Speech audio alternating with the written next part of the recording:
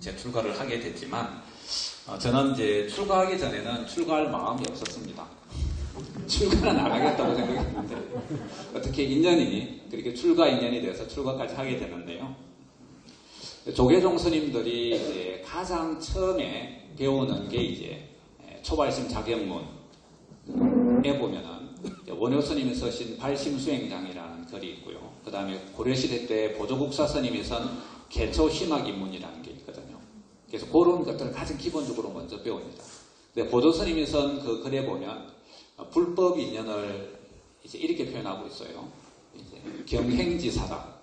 경사스러울 경자에 다행스러울 행자. 그러니까 불법을 만난 인연은 굉장히 경사스럽고 아주 다행한 일이라고 하는 거죠. 여러분들 불법을 안 만났으면 사람이 죽어서 사후세계가 어떻게 벌어진다는 것도 모르고 또 해탈세계가 있다는 것도 모르고 그냥 그렇게 내 욕심대로 그렇게 살아가지 않았겠습니까? 근데 이제 불법을 만나서 나쁜 짓 하면 안 된다는 것도 알았고 또 윤회생사를 벗어나야 된다는 것도 알았고 그렇잖아요. 그래서 불법을 만난 게 얼마나 큰 이제 행운인가, 경사스러운 일인가, 또 굉장히 다행스럽게 생각해야 되는 거죠. 중국에 이제 유명한 당나라 시대 때 청량진관이라고 하는 굉장히 큰 스님이 계셨어요. 그분은 이제 그 현수법장이라고 하는 이제 화엄종을 이제 그 화엄종의 교학을 완성한 그 현수법장 스님을 이어서 화엄종의 교리를 발전시킨 분인데 그분은 이제 불법을 처음에 접하고 굉장히 이제 총명하고 뛰어난 분인데 암경을 보니까 양이 안 차요.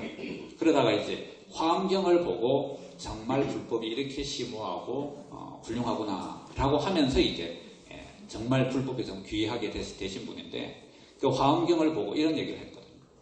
덕기사소다. 얻을 덕자에 사자는 이제 죽을 사자입니다. 바소자, 뭐 어디 장소, 뭐 무슨 할 바 이런 얘기인데 내가 비로소 죽을 곳을 얻었다 이렇게 표현을 하거든요. 그러니까 나는 이제 불법 속에서 죽어도 여한이 없다 이런 얘기입니다. 왜냐하면 불법 이상으로 더 이상 큰 법이 없기 때문에.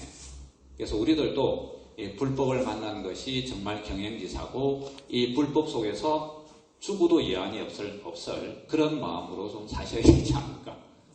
그래서 살아도 부처님 법 속에서 살고 죽어서도 부처님 법 속에서 죽고 살아도 부처님 품 안에서 살고 죽어서도 부처님 품 안에서도 죽어서 윤회생사를 벗어나면 더 좋고 그러지 못하더라도 사막도에는 가지 않는 그런 어떤 삶을 살아야 되지 않겠는가.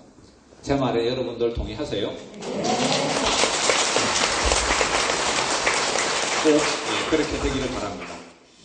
근데 우리 현대사는 굉장히 이제 법이 높습니다. 여러분들 이 넘어야 될 문턱도 많아요. 그러니까 인연의 문턱이라는 것도 있습니다. 여러분 인연의 문턱 지금 이제 많이 낮아졌지만 그래서 그런 턱들을 넘기가 쉽지 않은데 이 법의 턱도 낮은 건 아닙니다. 그래서 마음이 부처다라고도 다들 이제 그렇게 알고들 있고 이제 그런데 부처님이 계신다라고 얘기하니까 좀 이상하기도 하고 또 저 현대사의 가르침이 좀 약간 이상한 거 아니냐라고 해서 오해하면서 뭐 사입이다라고 생각하는 그런 분들도 계시긴 한데 그것은 참 불법을 제대로 모르는 사람들의 생각인 거죠. 그래서 우리 현대사법은 굉장히 낮지 않습니다. 높아요. 그런데 여러분들 잘 버텨 오셨거든요. 여러분들 참 보통 분들이 사실은 아니에요. 여러분들 자신을 위해서 박수 한번 치자고요. 그런데 여러분들은 선택을 해야 될 일이 하나 있습니다. 우리 현대사는 법이 높고 또 굉장히 부지런하지 않으면 안 되는 법이거든요. 우리 현대사법은. 제가 이제 조금 더 부연 설명을 하자면 조계종은 이제 선종이라고 하는 불교의 한 종파거든요. 물론 우리나라를 대표하는 종파로서 우리나라 불교의 전통을 개성하고는 있지만 그래서 뭐 연불하는 분도 계시고 다란히 주력 수행하는 분도 계시고 다양한 어떤 그런 신행들을 다 포함하고 있지만은 조계종의 핵심은 이제 선종이라고 합니다. 그러니까 직지인심에서 견성성불 참선을 해가지고 이 마음을 깨쳐서 깨달음을 얻어서 윤회생사를 벗어나려고 하는 게 조계종의 이제 가장 중심된 흐름이란 말이죠. 그런데 이제 불교는 그런 선종만이 있는 게 아닙니다. 정토종이라는 종파도 있고 굉장히 다양한 종파들이 있어서 그 종파마다 각각 고유한 수행법이 있고 도달하고자 하는 목표가 있거든요. 그런데 선종은 부처님 당시의 지금 미얀마나 태국이나 이런 이제 남방 불교권에서 수행하는 위파사나 수행도 결국은 이제 자기 마음 수행을 통해서 깨달음을 얻자라고 하는 그런 흐름들이라는 점에서는 이제 비슷하거든요. 그런데 이런 수행은 깨달음을 얻게 되더라도 금강경에서 얘기하는 수다원, 사다함, 아나함, 아라한에 이제 도달하게 되거든요. 그래서 아라한은 깨달아서 윤회생사를 벗어나는 자리입니다. 그렇지만 아나함이나 그 밑에는 이제 윤회생사를 벗어나지 못해요. 근데 아나함은 깨닫게 되면 그 과위에 이르게 되면 높은 하늘 세계에 가서 거기서 수행을 해서 아라한이 됩니다. 다시 돌아오진 않아요. 그렇지만 수다원, 사다함은 다시 돌아와야 돼. 이 사바세계. 그런데 깨닫기만 하면 좋은 것은 사막도에는 떨어지지 않고 최대 6생 안에 아라한이 될 수가 있어요. 수다원과를 정하더라도 최대한 6생을 지나면 그 깨달음의 인연공덕으로 아라한이 돼서 윤회생사를 벗어나요. 그래서 이런 분들은 수행을 마음 수행만 하는데 두 가지 수행을 합니다. 하나는 사마타 수행을 하고 하나는 위파사나 수행을 해요. 사마타라고 하는 것은 이제 마음을 번뇌를 조복받는 수행이에요. 화두라고 하는 하나의 방편을 통해서라고 하든지 아니면 호흡이라고 하는 자기 호흡을 지켜보는 이런 이런 방편을 통해서 번뇌, 탐진지 삼독심을 조복받아서 마음을 통일하는 수행이에요. 그래서 이 통일이 되면 마음이 고요하면서도 굉장히 또록또록 깨어있거든요.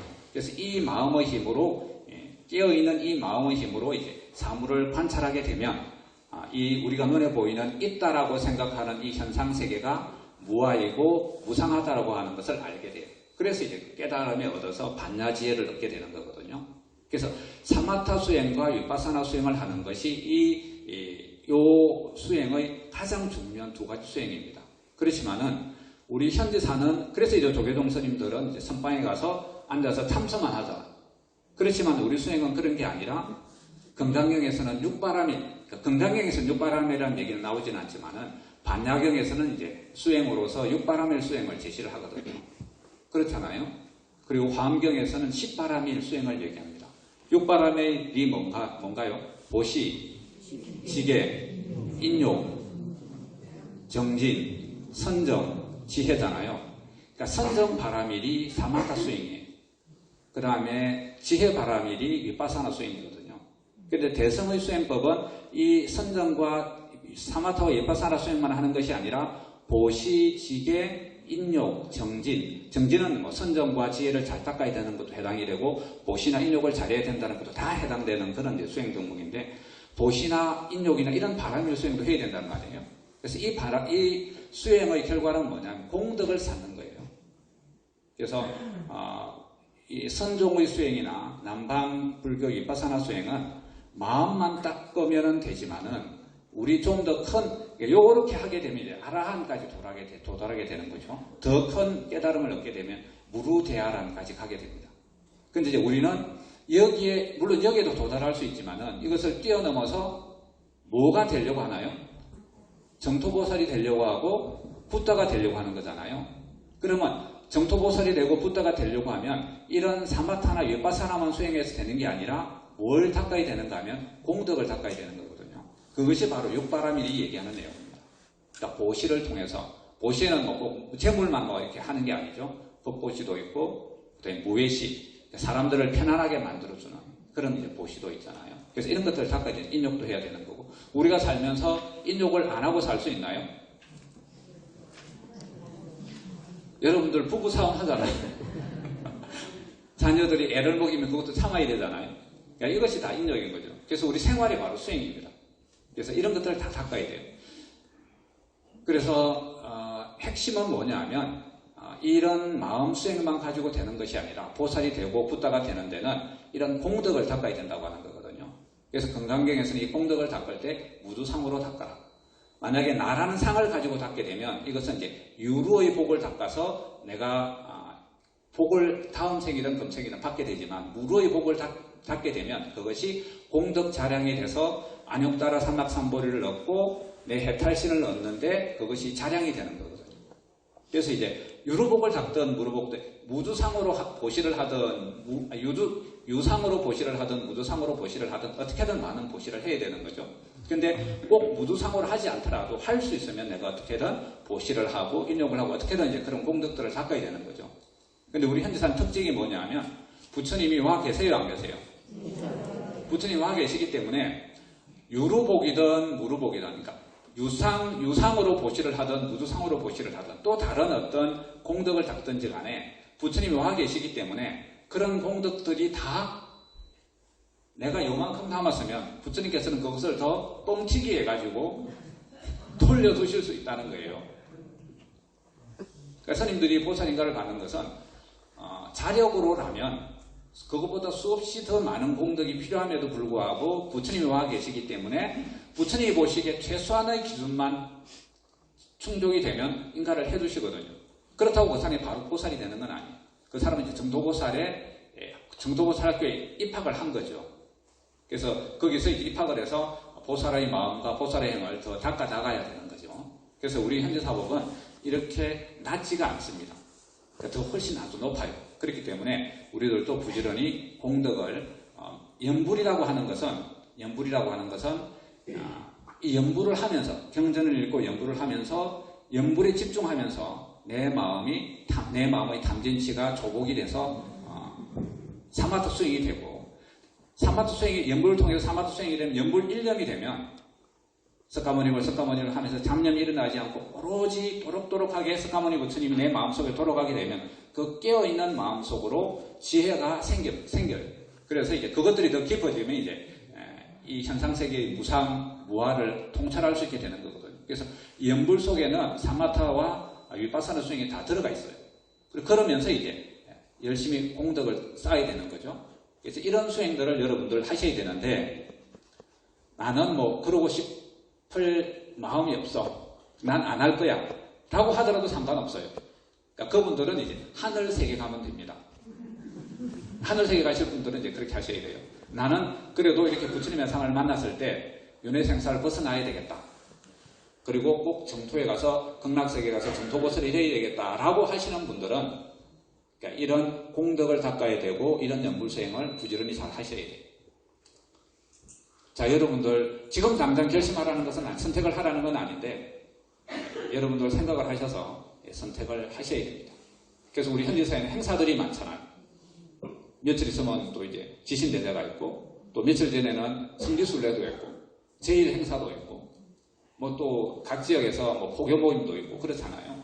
그런 행사 하나하나에 동참하는 것이 다 여러분들에게 공덕이 됩니다. 부처님께 가까이 다가갈 수 있는 그런 기회가 되고 또 그런 행사에 동참함으로써 부처님이 앞으로 여러분들이 업장소멸이 되고 그래서 현지사는 왜 이렇게 행사가 많아? 왜 돈이 많이 들어? 그래서 그런 것들이 부담스러우면 그냥 안 하시면 돼요. 안 하시면 되고 나는 그냥 하늘 가겠다라고 편하게 마음 먹고 편하게 다니시면 돼요. 그래서 현지사에는 버스가 2대가 있어요. 급행이 있습니다. 급행이. 빨리 달리려고 하는 급행이 있고 그 다음에 약간 좀 천천히 그냥 이렇게 편하게 다른 데처럼 가는 버스가 있습니다. 그래서 어느 버스를 탈지는 여러분들이 선택하시면 돼요. 그리고 어느 버스를 탔다고 하더라도 급행버스를 탄 사람이 완행버스를 탄 사람한테 뭐라고 할 필요 없습니다. 저 사람은 저렇게 선택했구나. 그럼 존중을 해주면 되는 거고 그 다음에 완행버스 탄 사람은 저 사람은 급행버스를 타신 분이구나. 열심히 지원해주고 이해해주고 그렇게 하시면 됩니다.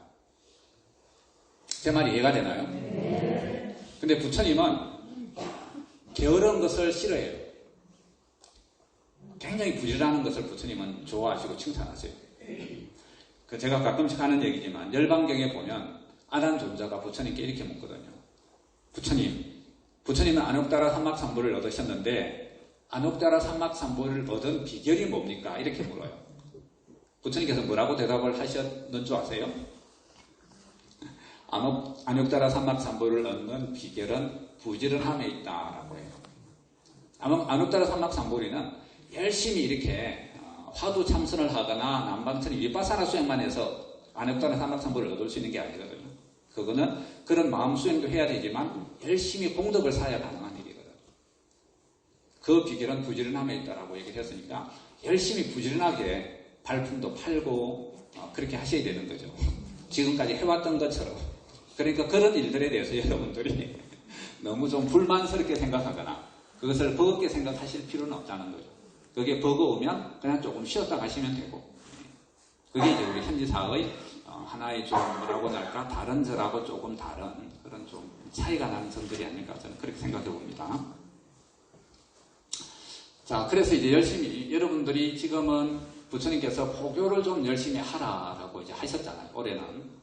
그래서 포교를 이제 하고 있는데, 포교라고 하는 것은 이제 여러분들한테 굉장히 공덕을 지을 수 있는 좋은 기회입니다. 여러분들 아미타경의 일곱 이런 말이 있거든요. 정토 극락세계에 가려고 하면 작은 성근공덕으로는 갈 수가 없다. 이런 얘기가 있어요. 아미타경 한번 읽어보세요, 여러분. 보신 분 있으세요? 저기 미타제일 가면은 이제 거기 대전부도님 미타제일 가면은 이제 제일 행사할 때 아미타경을 읽잖아요. 거기에 보면 그 말이 나옵니다. 정토 세계에는 작은 성공공덕으로는 갈 수 없다. 더 많은 성공공덕이 필요하다고 하는 거죠. 성공공덕을 이제 짓는 것은 우리가 이웃을, 불우한 이웃을, 좀 어려운 이웃을 위해서 이렇게 보시하고 여러 가지 선행을 하는 것도 다 성공공덕이 됩니다만은, 그런 것들을 이제 하나하나 쌓아야 이제 더 큰 성공공덕이 되겠지만은, 큰 성공공덕을 지을 수 있는 일이 있습니다. 그것이 이제 부처님과 인연을 맺어서 짓는 성공공덕들은 굉장히 큰 성공공덕이에요. 그래서 이제 포교라고 하는 것은 굉장히 큰 성공공덕을 지을 수 있는 좋은 기회입니다.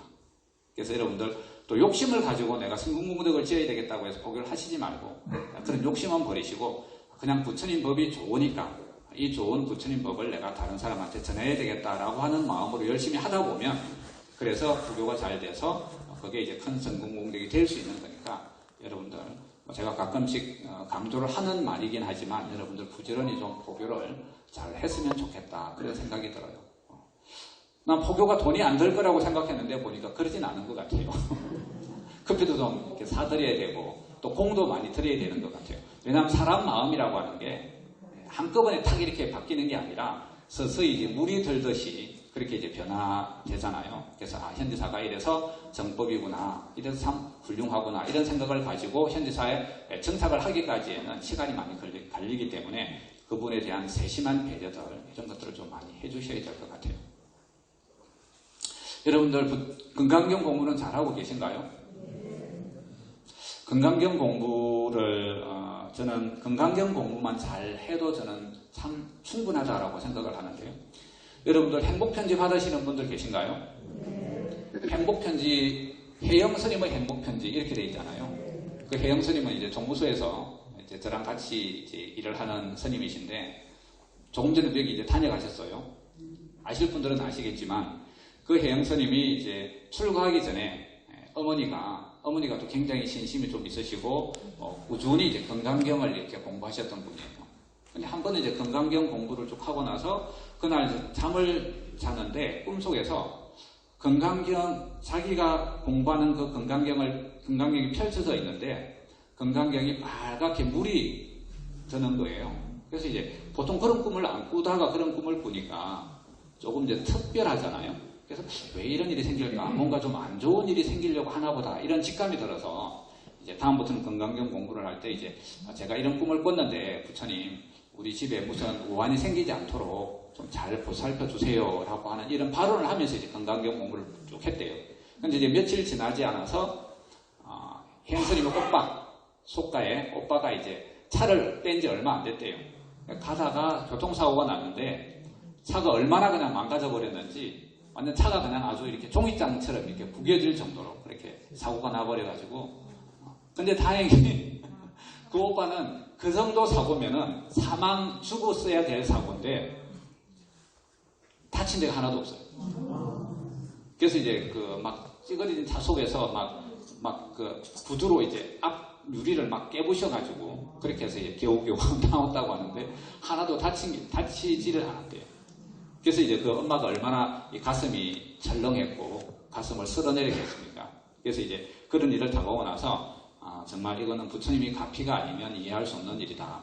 왜냐하면 또 그런 꿈을 안 꿨으면은 뭐 정말 부처님 가피라고 생각을 안 했을 텐데, 그런 안 좋은 일이 일어날 거라고 하는 것을 부처님께서 꿈을 통해서 그렇게 보여주셨잖아요.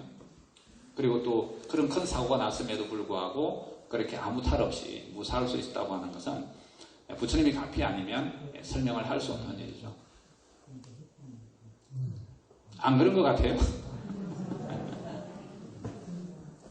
그래서 여러분도 그런 체험들을 건강경을 부지런히 읽으셔서 좀 해보셨으면 좋겠다는 생각이 들고요. 그런데 이제 포교를 할 때 오늘 우리 춘천불자님이 오셨나 모르겠는데 제가 이제 춘천불자님들하고 한번 만나서 얘기를 하는 중에 이런 얘기를 들었어요. 스님, 제가 어떻게 우리 이제 아는 현지사 다니는 불자님을 통해서 현지사를 소개받아서 현지사에 다니게 됐고, 그래서 조금 신심을 내서 이제 불교대학까지 입학을 했는데요. 저한테 뭐 하라고 하는 사람이 너무 많아서 내가 너무 힘들어요. 그런 얘기를 하더라고요. 이건 부처님 명입니다, 여러분. 새로운 불자들이 왔을 때 그분이 알아서 백일기도를 하든 뭘 하든 알아서 하도록 해야지 뭘 해라 하는 말은 절대 하지 말아라. 이거는 오래전에 하신 말씀이에요. 예전에 이제 그런 일들이 많았잖아요. 우리는 이제 그런 체험들을 했기 때문에, 우리는 신심 있고 그런 체험들을 했기 때문에 기도를 하면 좋고 뭐 어떻게 하면 좋고 뭐 이런 것들을 알기 때문에 이제 좀 좋은 마음으로 안내 차원에서 이제 그렇게 말을 드린다고 하더라도 그분들은 아직 그렇게 마음의 준비가 안 돼 있어요. 그러니까 그것이 부담이 되고 또 불편하고 오히려 더 부처님 대상과 멀어질 수 있는 그런 결과가 될 수 있기 때문에 여러분들 절대 그렇게 하시면 안 됩니다. 그냥 모른 척 하시면 돼요. 그냥 새로운 불자분이 오셨구나. 그러니까 그분은 어떤 인연으로 누군가 인연으로 왔을 테니까 그분한테 도움을 주고 막 안내를 하실 분들은 그분이 하실 거니까 나는 그냥 모른 척 해주시는 게 제가 볼 때는 제일 좋지 않을까. 그분들을 요 점을 꼭 좀 유념을 해주셨으면 좋겠다. 그런 말씀을 드리고요. 그 다음에 이제 우리 아까 말씀드렸던 것처럼 우리 현지사는 굉장히 법이 높습니다. 법이 높기 때문에 이분들이 우리 법을 이해하고 진심을 가지고 정착할 때까지는 하루아침이 되는 게 아니라 시간이 많이 걸립니다. 그렇기 때문에 그 사이사이에 이분들이 마음이 어느 정도 신심이 생겼다고 하더라도 또 필요한 적절한 안내들이 꼭 필요한 경우가 있는데 그건 이제 그때그때마다 스님이 하건 또 인연 있는 분들이 하시게 될 텐데 여러분들이 일반적으로 어떤 새로운 분들을 만났을 때 조심해야 되는 부분들이 있거든요. 그래서 새로운 분들이 오면은 필요할 때는 안내를 해드려야 되죠. 예를 들면은 뭐 법당에서 우리 현지상 절하는 게 다른 절하고 다르잖아요. 그런데 이제 현지상 절을 이렇게 하는데 아니 절을 왜 그렇게 하세요 하면서 아주 퉁명스럽게 뭐 절을 하는 방법을 우리 현지상 이렇게 절을 한다는 방법을 가르쳐 주려고 막 하다 보면 그 사람은 얼마나 좀 무안하고 좀 불편할까요? 그죠?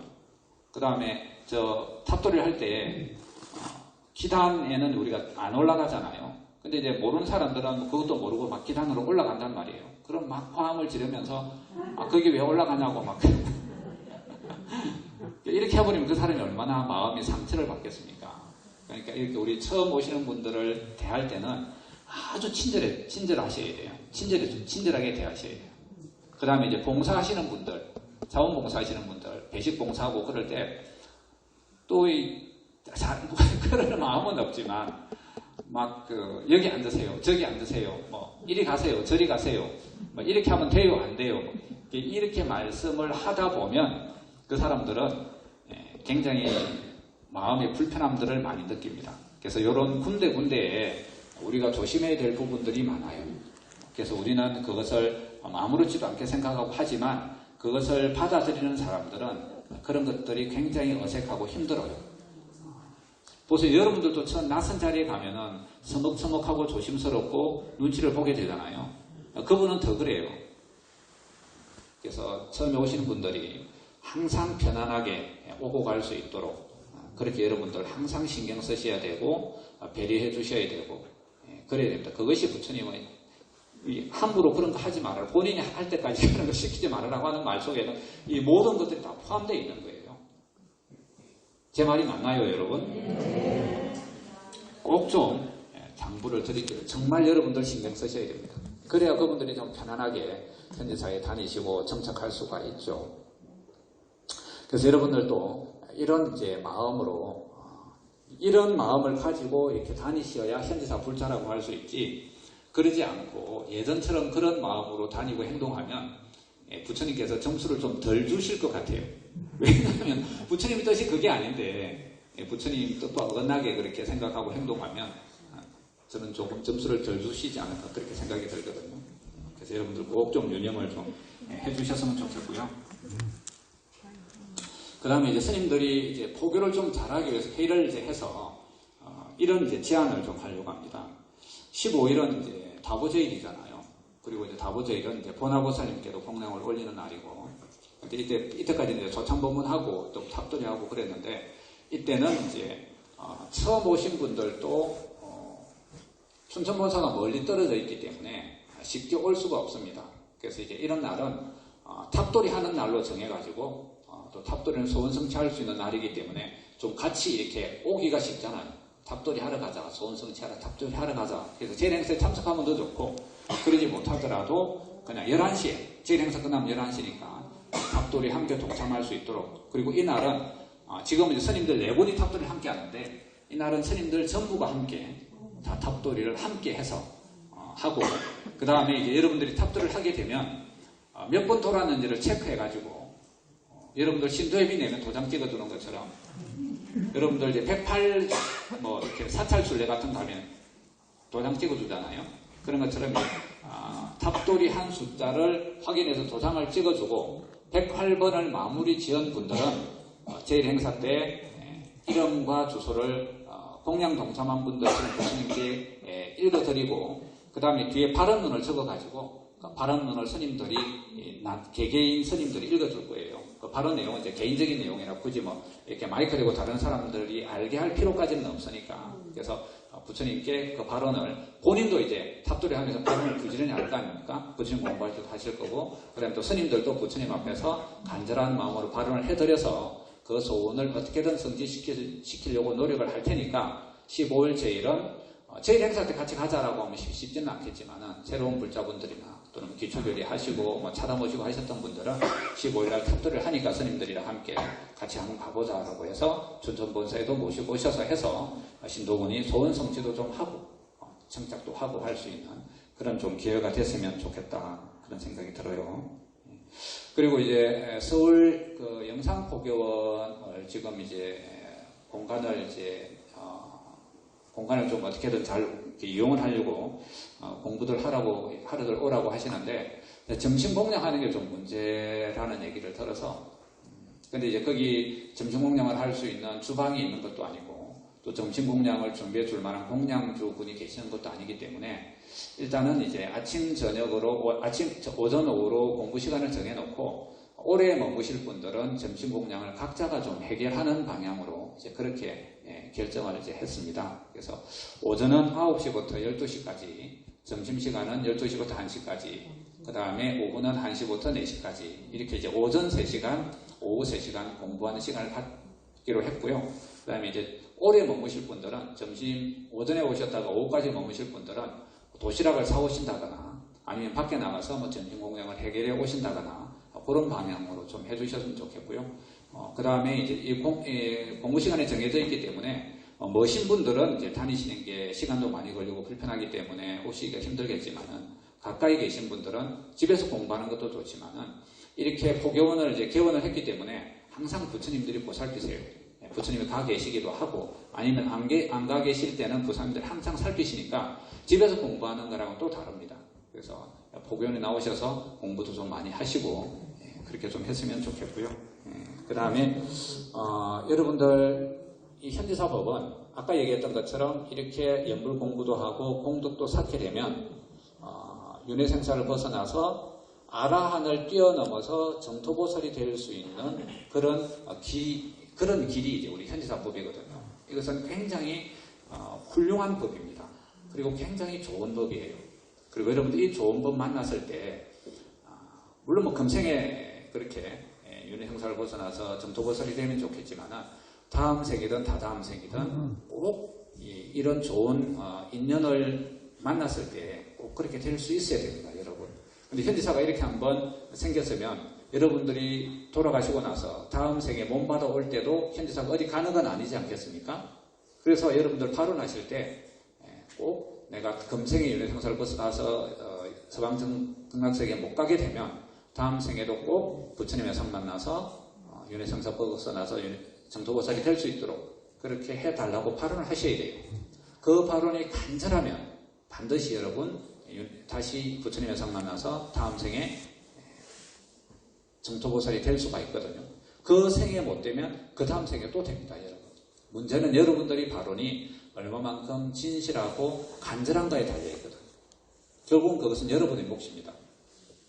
그래서 이 좋은 분 만났을 때 여러분들 꼭 그렇게 윤회성사를 다 벗어나서 정토에서 여러분들 같이 좀 배웠으면 좋겠다라고 생각이 듭니다. 그러실 건가요? 네.